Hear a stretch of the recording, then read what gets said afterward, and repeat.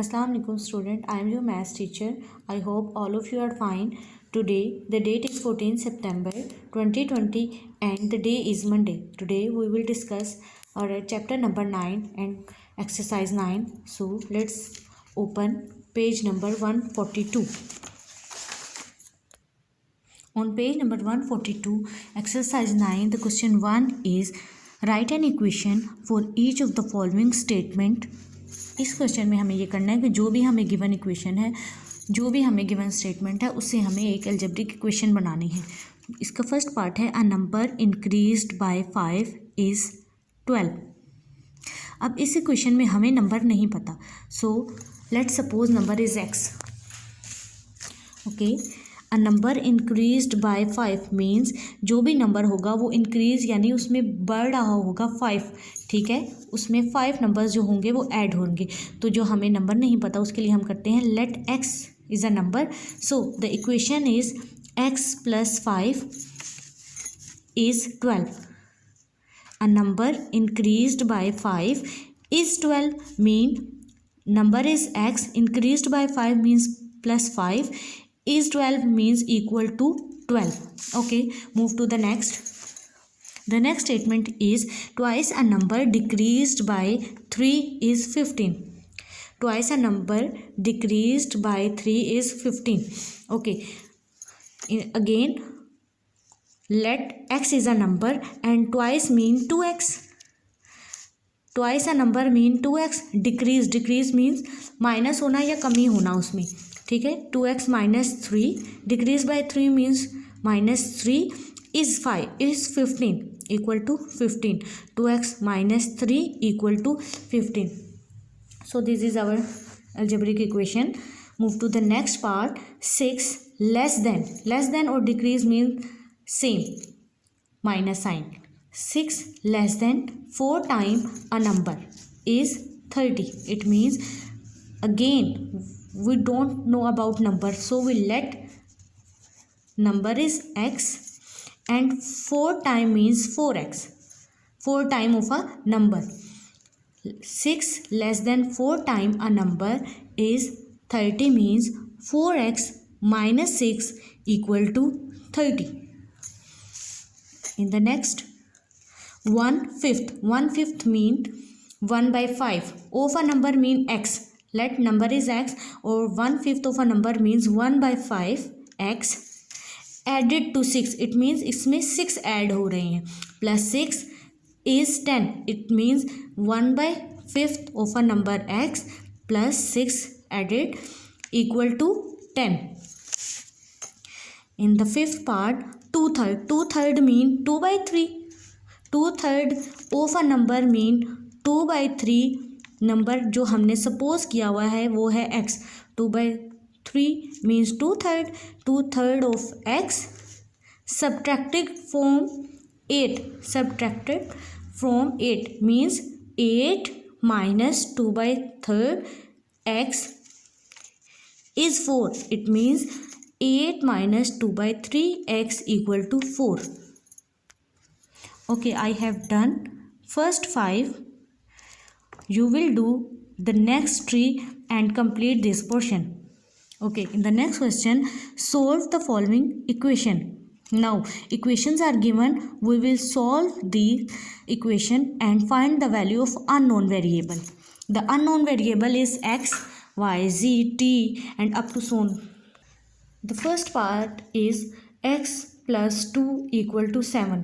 जैसे कि मैंने आपको क्लास में बताया था, जब भी हमें अननोन वेरिएबल की वैल्यू को फाइंड करना होता है तो जो भी उसके साथ ऐड हो रहा होता है उसकी पोजीशन चेंज हो जाती है, वो इक्वल के दूसरी साइड पे चला जाता है. तो यहाँ पे क्या होगा, x इक्वल टू 7. ये प्लस 2 था, ये यहाँ पे आके जब आएगा तो इसकी पोजीशन जब चेंज होगी तो इसके साथ क्या साइन है, प्लस साइन, और ये इस साइड पे आके क्या हो जाएगा, minus. 7 minus 2 equal to 5. So the unknown value of x equal to 5. अब अगर हम इसी वैल्यू को यहाँ पे पुट करके देखें, 5 plus 2 is equal to 7. Is it right? और इट मीन्स ये जो हमने वैल्यू कैलकुलेट की है ये हमारी बिल्कुल ठीक है, क्योंकि 5 में 2 जब ऐड होते हैं तो वो 7 ही होता है. इसी क्वेश्चन के जो हमारी एक्सरसाइज में गिवन है ये अब हम सेकंड पार्ट करने जा रहे हैं। सेकंड पार्ट में क्या गिवन है हमारे पास, 3x - 1 = 23। प्रीवियस क्वेश्चन में हमें x पहले से ही सेपरेट दिया हुआ था।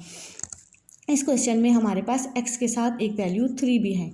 चलें अब देखते हैं। सबसे पहले तो हमें जो भी यहाँ पे जो एक वैल्यू होती है x के वैल्यू को छोड़ के जो भी हमारे पास यहाँ वैल्यू होते हैं, चाहे वो एडिशन की हो या सब्ट्रैक्शन की, उस सबसे पहले हमें उसको मूव करना होता है। तो हम 3x एज इट इज़ लिखेंगे = 23। अब ये -1 था तो ये इसकी जब इक्वल से उस साइड पे जाएगा इसकी पोजीशन चेंज होगी, तो ये यहाँ से -1 इधर आके क्या हो जाएगा +1। 23 + 1 = 24 and 3x as it is here. So हमने क्या करना होता है कि हमें जस्ट x की वैल्यू को फाइंड आउट करना होता है। तो इसलिए हम क्या करेंगे, इस 3x को हटाने के लिए हम दोनों साइड पे 3 की वैल्यू डिवाइड कर देंगे। जैसे हम टेबल्स की कटिंग करते हैं 2 और 2 हो तो ऐसे हम ऊपर नीचे काट देते हैं। इट मीन्स हमारे पास एक जो 3 था वो हमें गिवन है। इट मीन्स कि इसके नीचे अगर एक 3 हो तो वो कट हो सकता है। इसलिए हम क्या करेंगे, दोनों साइड पे जो चीज़ यहाँ अप्लाई करते हैं वही चीज़ हमें इक्वल के दूसरी साइड पे भी अप्लाई करनी होती है। तो जब हम यहाँ 3 लगाएंगे तो इसलिए हमें यहाँ पे भी एक 3 लगाना होगा। इस 3 और इस 3 की कटिंग हो जाएगी जिसकी वजह से ये x सेपरेट हो जाएगा। और यहाँ पे देखें यहाँ क्या हो रहा है, 3 और 24 की दोनों एक ही टेबल में आते हैं ना, 3 × 1 = 3 एंड 3 × 8 = 24। सो x की वैल्यू क्या हो जाएगी 8। इसी तरह क्वेश्चन नंबर इसी का जो पार्ट 3 है वो ये है, 5x + 7 = 2 × x + 2। अब यहाँ पे ये चेंज है कि यहाँ पे तो ठीक है वैल्यूज़ जैसे हमने पीछे वाले क्वेश्चन में देखी थी एज इट इज़ हैं कुछ ऐसी वैल्यूज़, सेम तो नहीं, बस x के साथ भी एक वैल्यू है और प्लस में भी है। अब यहाँ पे ये चेंज है कि हमारे पास एक ब्रैकेट भी आ गया और उसके बाहर एक नंबर भी है। तो हम क्या करेंगे, यहाँ की जो वैल्यूज़ है एज इट इज़ नीचे उतार देंगे और यहाँ पे क्या है कि हम जो भी ब्रैकेट के बाहर नंबर होगा उसको इनसाइड ब्रैकेट में जितने भी हमारे नंबर होंगे उनके साथ मल्टीप्लाई करवा देंगे। तो 2 × x means 2x plus sign and 2 × 2 = 4, यहाँ पे ये आ जाएगा। अब हम क्या करेंगे इस स्टेप में, जब यहाँ पे 5x + 7 = 2x + 4, अब हम क्या करेंगे, हमें x की वैल्यूज़ को एक साइड पे करना होगा और जो हमारी यानी वेरिएबल से रिलेटेड हमारी वैल्यूज़ एक साइड पे आ जाएंगे और जो हमारी कांस्टेंट जो फिक्स वैल्यूज़ है उनको हम एक साइड पे कर देंगे। तो 5x यहीं पे ही था और ये 2x जब अपनी पोजीशन चेंज करेगा ये इक्वल के इस साइड पे है, जब ये 5x के पास मूव करेगा तो ये +2 है, ये यहाँ पे आके -2 हो जाएगा। इक्वल टू ये यहाँ पे 4 था, ये एज इट इज़ मैंने यहाँ लिख दिया। ये +7 अब अपनी मूवमेंट करेगा तो ये क्या है +7, जब ये इक्वल के उस साइड पे जाएगा तो ये +7 से -7 में चेंज हो जाएगा। 5x - 2x it means +5x। यहाँ कोई साइन नहीं है तो इसका मतलब ये है कि यहाँ पे प्लस है, plus minus minus 5x - 2x 3x हो जाएगा। यहाँ पे जो हमारी वैल्यू है वो है 4 - 7। यहाँ पे इन दो वैल्यूज़ को अगर हम माइनस करें तो 5 - 2 3 और बड़ी वैल्यू का साइन जो पॉजिटिव है वही इसके साथ आया है। इक्वल के इस साइड पे देखो तो प्लस माइनस माइनस दोनों वैल्यू को माइनस करें तो क्या आता है 3 और बड़ी वैल्यू का साइन है माइनस साइन, तो that's why we write here minus sign. Okay, similarly previous case की तरह हमारे पास यहाँ पे भी एक वैल्यू आ गई x के साथ, तो इसको हटाने के लिए ये 3 इट मीन्स कि हमें एक नीचे भी 3 हो तो ही ये कैंसिल आउट होगा। That's why we write here 3 and 3 here. ये यहाँ से दोनों कट जाएंगे तो यहाँ पे x सेपरेट हो जाएगा और यहाँ पे देखें यहाँ तो 3 कट जाएगा लेकिन यहाँ पे माइनस साइन था, 3 × 1 = 3 एंड 1/1 1 ही होता है और माइनस साइन की वजह से यहाँ पे इसको ज़रूर डालना है माइनस साइन और यहाँ पे इसका आंसर आ जाएगा -1। इसी क्वेश्चंस के पार्ट 5 जो है वो ये है, 3 × t - 1 - 2 × 2t + 3 = 5 × t + 3। अब हमने क्या करना है, ब्रैकेट के पास जो जो नंबर है उसको इनसाइड ब्रैकेट के जितने भी नंबर होंगे उनके साथ मल्टीप्लाई करवाना है। तो 3 जब t से मल्टीप्लाई होगा वो 3t - 3 × 1 = 3 माइनस सेम यहीं रहेगा, पहले हमें 2 को मल्टीप्लाई करवाना है, 2 × 2 = 4t + 2 × 3 = 6 = 5 × t 5t + 5 × 3 = 15। अब हमने ये ब्रैकेट्स ऑफ करने हैं तो अगर ब्रैकेट के बाहर माइनस साइन होगा इट मीन्स कि वो इनसाइड जो भी साइन होगा उसको चेंज कर देगा। तो इस ब्रैकेट के बाहर कोई साइन नहीं था, ये एज इट इज़ नीचे उतार लिया मैंने 3t - 3। अब यहाँ पे यहाँ पे क्या आ जाएगा, माइनस है, -40, अब ये प्लस साइन है तो इस माइनस साइन की वजह से माइनस प्लस ये माइनस हो जाएगा, -6 = 5t + 15। अब हमने क्या करना है, टी की सारी वैल्यूज़ को एक साइड पे करना है और कांस्टेंट वैल्यू को एक साइड पे करना है। यहाँ पे 3t भी है, ये 3t, ये -40, अब ये 5t वहाँ से इक्वल के इस साइड पे जब आएगा तो इट मीन्स ये 5t पॉजिटिव वैल्यू है तो ये यहाँ पे आके -5t हो जाएगा। इक्वल के इस साइड पे देखें तो यहाँ पे क्या हमारे पास, अगर 5t उस साइड पे चला जाए तो यहाँ पे बचता है 15 और यहाँ से ये वैल्यू जब मूव करेगी माइनस से यहाँ पे आगे +3 हो जाएगी और ये -6 यहाँ पे भी आके +6 हो जाएगा। इन सारी वैल्यूज़ को अगर कैलकुलेट करें प्लस माइनस माइनस और माइनस हो अगर ये दो वैल्यूज़ तो बचता है -t, -1 एंड -5 क्या हो जाएगा, -6t और इन वैल्यूज़ को कैलकुलेट करें 15 + 3 + 6 तो आंसर आता है 24। अब यहाँ पे हमारे पास हमने तो t की वैल्यू को कैलकुलेट करना था तो t की वैल्यू के साथ हमारे पास -6 एक्स्ट्रा वैल्यू है। इट मीन्स कि हमें -6 को डिवाइड दोनों साइड पे करना होगा, दैट्स वाई कि हम इसको कैंसिल कर सकें। तो -6 जब मैं यहाँ पे लगाऊंगी दोनों साइड पे लगाऊंगी, ये -6 से कैंसिल हो जाएगा और t सेपरेट हो जाएगा और इस साइड पे -6 और -24 की अगर कटिंग देखें तो 6 1 = 6 एंड 6 4 = 24। तो ये जो माइनस साइन है उसको सेपरेट यहाँ पे लिखा जाए तो -4 जो है आपका आंसर होगा। इसी तरह आपने इसके जो रिमेनिंग पार्ट्स हैं वो आपने खुद करने हैं और अब इसकी पिक्चर्स भी मैं अपलोड कर दूंगी आपके लिए। Move to the next question. Question number 3, Shane's father is 4 times as old as she is. In 18 years, he will be exactly twice as old as her. Find their present age. हमने क्या करना है इस question में अब हमें as के बारे में मालूम नहीं है तो हमें शेन्स की भी एज निकालनी है और उसके फादर की भी एज निकालनी है।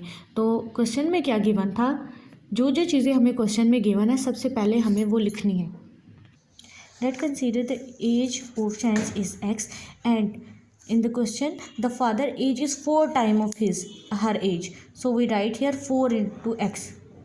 After 18 years the age of Shane is x plus 18 and अब 18 साल बाद उसकी एज क्या हो जाएगी, ज़ाहिर बात है वो x में ऐड हो जाएगी 18 year.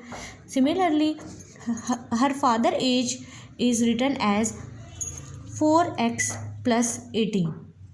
Okay, so we write here the equation in this form. Her father age this side 4x plus 18 and in question twice time of her age, so we write here 2 twice means 2 and her age is 8 plus x plus 18, so we write here x plus 18.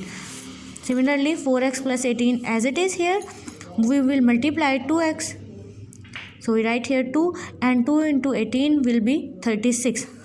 Similarly we will follow the same pattern। जो variables की term होंगी उन्हें हम एक side पे करेंगे, 4x minus 2x and 36 plus 18 यहाँ पे आके क्या हो जाएगा -18। 4x minus 2x equal to 2x, 36 minus 18 equal to 18x।